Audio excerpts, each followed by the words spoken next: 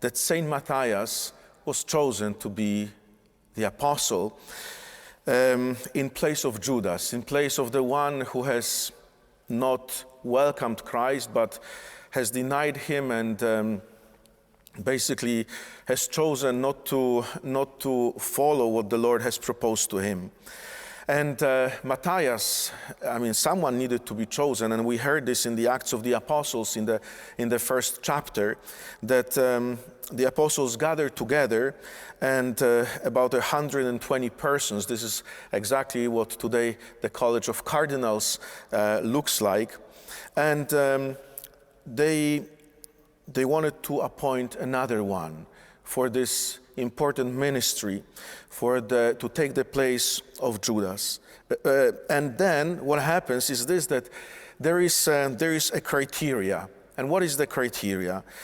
Someone who had accompanied Jesus throughout his public ministry, that was one thing, but also the one that has been the witness to his resurrection. And this is really the criteria. The one who is a witness to the resurrection of Christ. Throughout this time of Easter, this is what the church has been proclaiming, what the church is proclaiming all the time, the resurrection of Christ.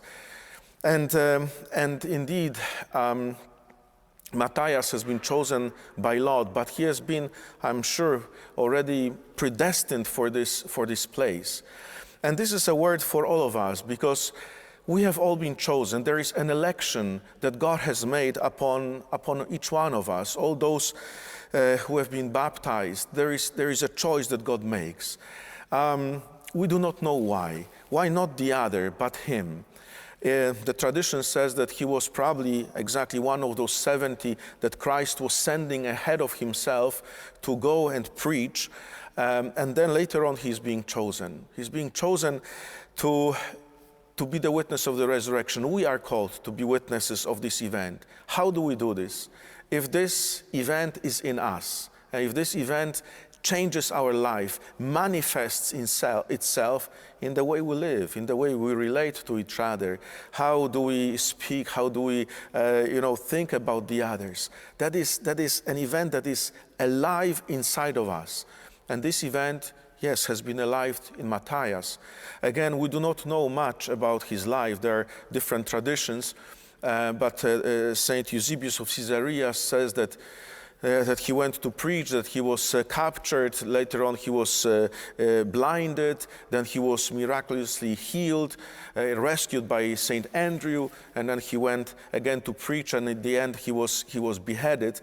He gave his life for Christ.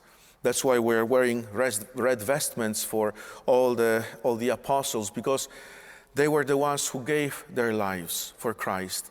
They have considered their life, in a sense, not as important as to possess Christ, to have him in their lives.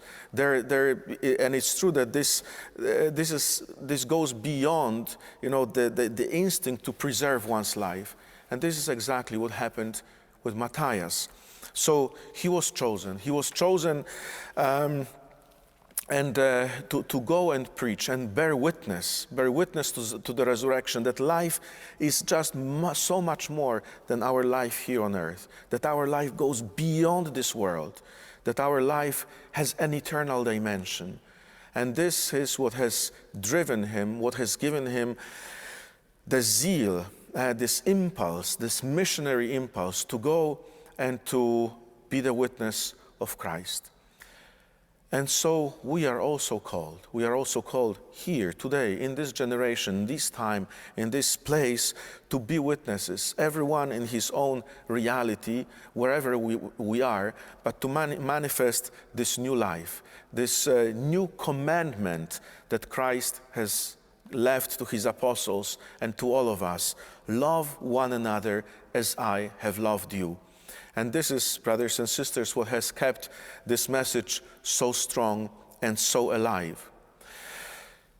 We know that today those who are the successors of the apostles are the bishops. Today is also, on this day, on the 14th of May, is the anniversary of the episcopal ordination of Cardinal Collins, the Bishop Emeritus of the Archdiocese of Toronto, and we remember him also, the one whom God has chosen. Today also, on a personal note, is also the anniversary of my priestly ordination and those who were ordained with me. And we see how God chooses us who are not maybe necessarily any better, we do not have any merits, but God chooses us to be witnesses. And this is what is so necessary today. This world is waiting to see not so much teachers, but witnesses to the power of God, to the resurrection of Christ.